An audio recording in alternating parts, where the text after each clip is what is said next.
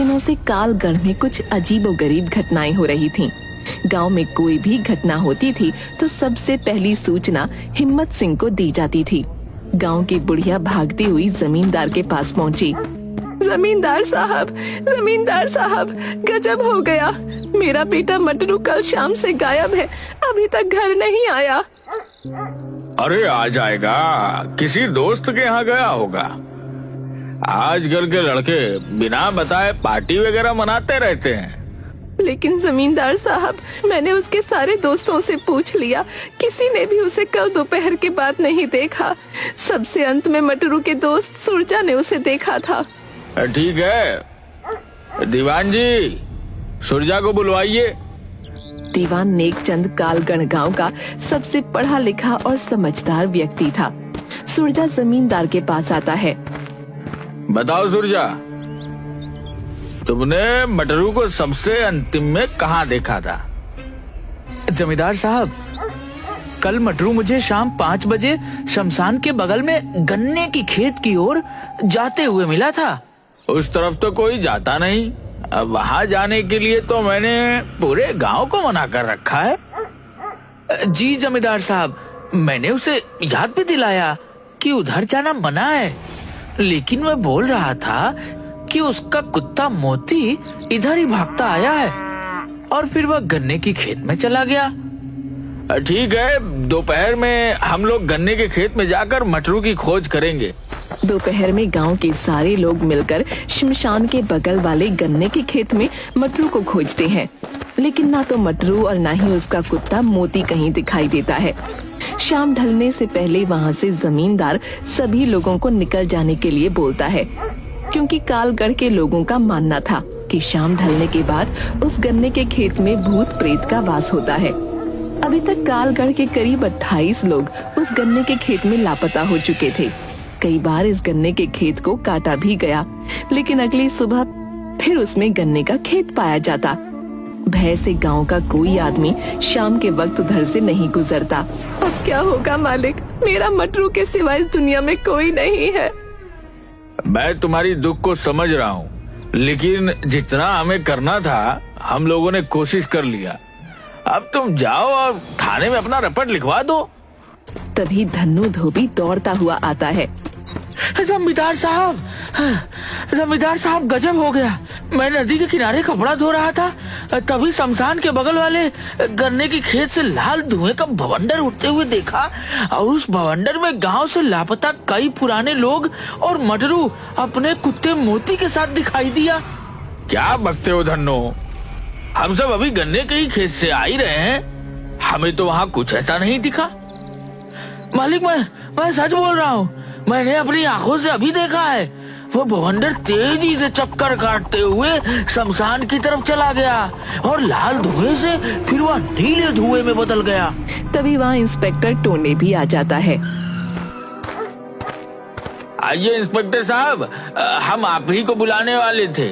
आपके गांव में घट रही घटना के बारे में तो मालूम ही होगा। जी हाँ जमींदार साहब, गांव में घट रही घटनाओं पर हमारी पैनी नजर है। हमने 2 कांस्टेबल सिंटू और पिंटू को गन्ने के खेत के पास चेक पोस्ट बनाकर तैनात रहने को कहा है।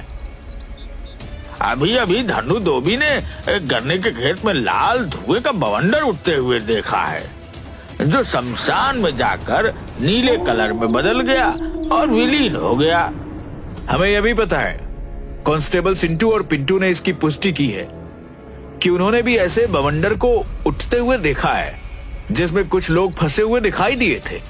मैं इसीलिए आपके पास आया हूँ कि आप गांव में सभी को हिदायत दे दें कि शाम के वक्त गन्ने के खेत की तरफ कोई नहीं जाएगा। गांव का सबसे बड़ा सेठ चित्तर पांडे की कार भी वहां आ जाती है।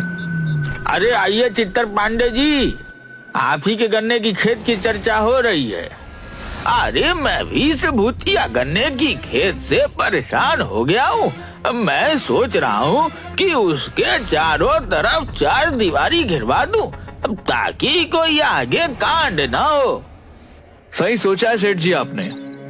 ये लीजिए मुखिया जी, 2 लाख रुपए मेरी तरफ से बुढ़िया को दे दीजिए। अरे पांडे जी, आप खुद दीजिए।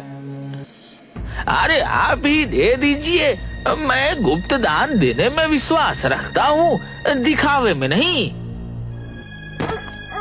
अच्छा, मैं चलता हूँ, मंत्री जी के साथ एक इम्पोर्टेंट मीटिंग है। ऐसे ही आदमी को हमारे समाज की जरूरत है। बहुत ही नेक आदमी है सेठ जी। उधर कांस्टेबल सिंटू और पिंटू चेक पोस्ट पर। भैया, आप कहाँ से हो? हम तो बिहार से हैं। और आप? हम तो यूपी से हैं। जरा सुरती है तो दो यार, डर के मारे पिछवाड़ा फटा जा रहा है। बताओ, हम लोग क्या भूत पिशाच भगाने के लिए भर्ती हुए थे पुलिस में? हाँ भैया, बात तो तुम ठीक कह रहे हो। ये लो चिनौटी, पहले खैनी रगड़ो, फिर खा के सोचेंगे कि हमें क्या करना है। डर तो ससुरा हमें भी लग रहा है। भैया, तुमने कभी भूत देखी है? हाँ भाई, हमने तो भूत देखा है। हमारे चाचा को मेरे सामने भूत ने उठाकर 3 बार उठाकर पटका था। जब हम आम के पेड़ के रखवाली के लिए मचान बनाकर उस पर सो रहे थे। मैं नहीं मानता, मैं भूत प्रेत को नहीं मानता। ये एक कोरी कल्पना और अफवाह है। ठीक है भैया, अपनी अपनी सोच है। अच्छी बात है कि तुम्हें भूत प्रेत पर विश्वास नहीं है। हमें तो है भैया। ऐसा करते हैं, आधी रात तक तुम पहरा देते रहो, आधी रात के बाद मुझे उठा देना और तुम सो जाना। हाँ, यही ठीक रहेगा भैया। ठीक है भाई, मैं तो अब सोने जा रहा हूँ। रात 2 बजे हमें उठा देना। अभी 5 मिनट ही हुए थे कि चेक पोस्ट के पास बने झोपड़ी में सिंटू सोने जा रहे पिंटू के पास आता है। अरे सिंटू, क्या हुआ? तुम अंदर क्यों आ गए? भाई, मुझे पेशाब लगी है।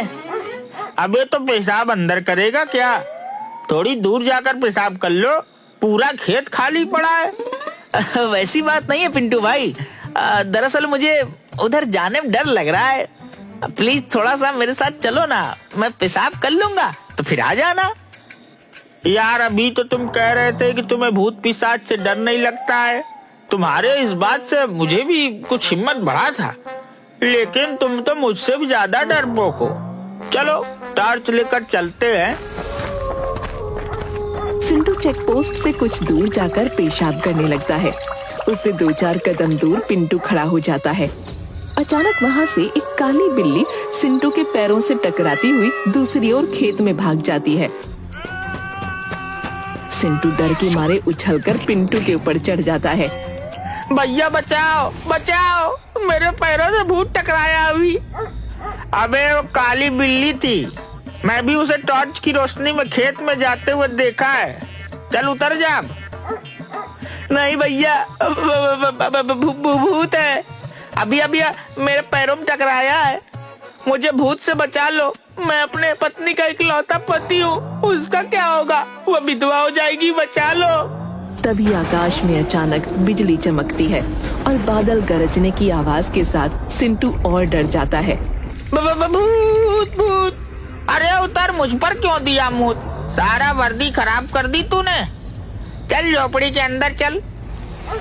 सॉरी भैया, वो बादल की आवाज और डर से मेरी सुसु निकल गई। भैया, हनुमान चालीसा पास रखते हो क्या? भूत पिशाच निकट नहीं आवे, महावीर जब नाम सुनावे। दोनों कांस्टेबल चेक पोस्ट के पास बने झोपड़ी के अंदर चले जाते हैं और एक ही खटिया पर दोनों सोने की कोशिश करने लगते हैं, लेकिन डर के मारे दोनों को नींद भी नहीं आ रही थी। तभी एक बार फिर बादल गरजता है और हवा से झोपड़ी के ऊपर रखा टीन नीचे गिर जाता है। सिंटू भूत भूत करते हुए खटिया से उठकर बाहर भाग जाता है। उसके पीछे पीछे पिंटू भी भागता है। अरे सिंटू, किधर जा रहा है? रुक रुक जा मेरे भाई। तुम भी जल्दी भागो वहाँ से, भूत है वहाँ। भूत! मैं जा रहा हूँ थाने में, तुम भी भागो वहाँ से। पर मेरे भाई, गांव तो इधर है, उधर तो गन्ने का खेत है, उधर नहीं जाना। प्लीज लौट आओ, मेरी बात मानो, मेरी आवाज सुन रहे हो ना? लेकिन सिंटू डर के मारे पिंटू की एक बात नहीं सुनता और गन्ने के खेत की ओर भाग जाता है। पिंटू थक हार कर थाने लौट आता है और इंस्पेक्टर टोंडे को सारी घटना बताता है। सुबह में सभी लोग कांस्टेबल सिंटू को खोजने गन्ने के खेत में जाते हैं। लेकिन सिंटू का कहीं अता पता नहीं मिलता। इंस्पेक्टर साहब, आपने बोला था कि हमने 2 कांस्टेबल सुरक्षा के लिए गन्ने के खेत के पास लगा दिए, लेकिन अब तो कांस्टेबल भी गायब हो गया। अब क्या किया जाए? जमींदार साहब, मेरी बात मानो, अब हमें अवघड़ों की मदद लेनी होगी। तब पता चलेगा कि इस गन्ने के खेत का राज क्या है। पिछले 12 साल में मिलाकर 30 आदमी और पता नहीं कितने जानवर इस गन्ने के खेत में गायब हो चुके हैं। शमशान से एक औघड़ को बुलाया जाता है। वो हड्डी को खोपड़ी में मारकर कुछ सुनने की कोशिश करता है और बताता है, जय महाकाल, मेरी तैलिया मसान की खोपड़ी बता रहा है कि आज से करीब 12 साल इस गन्ने के खेत में किसी पुजारी की हत्या करके गाड़ दिया गया था। उसी पुजारी की अतृप्त आत्मा अपनी ओर ध्यान खींचने के लिए ये सब कर रहा है। हमारे गांव में आज तक किसी पुजारी की हत्या तो नहीं हुई है। हाँ, 12 साल पहले हमारे गांव के मुख्य पुजारी मंदिर से भगवान का सोने का सारा गहना मुकुट लेकर भाग जरूर गया था। मूर्ख, वो भागा नहीं था, उसकी हत्या की गई थी। आज भी हत्यारा यही गई है। जब तक उसको सजा नहीं मिल जाता तब तक इसी तरह इस गांव के आदमी लापता होते जाएंगे। तो अब हमें क्या करना चाहिए? गांव के सभी लोगों को यहाँ इकट्ठा करो। बीमार, गर्भवती महिला और छोटे बच्चे छोड़कर कोई भी अपने घर के अंदर नहीं होना चाहिए। जमींदार के आदेश पर गांव के सभी लोग वहाँ पर इकट्ठा हो जाते हैं। महाराज, सभी लोग आ गए हैं? नहीं, अभी भी एक आदमी नहीं आया है। वह बीमार भी नहीं है। सर, सेठ चित्तर पांडे सिर्फ नहीं आए हैं, उन्हें अभी किसी जरूरी मीटिंग में शहर निकलना है। हमारे गांव के सुरक्षा से बड़ा और कोई मीटिंग नहीं हो सकता है। दीवान जी और इंस्पेक्टर साहब, आप दोनों जाकर सेठ चित्तर पांडे को बुला कर लाइए। चित्तर पांडे आने में बहुत आनाकानी करता है, लेकिन इंस्पेक्टर साहब और दीवान जी के दबाव के कारण उसे औघड़ के पास आना ही पड़ता है।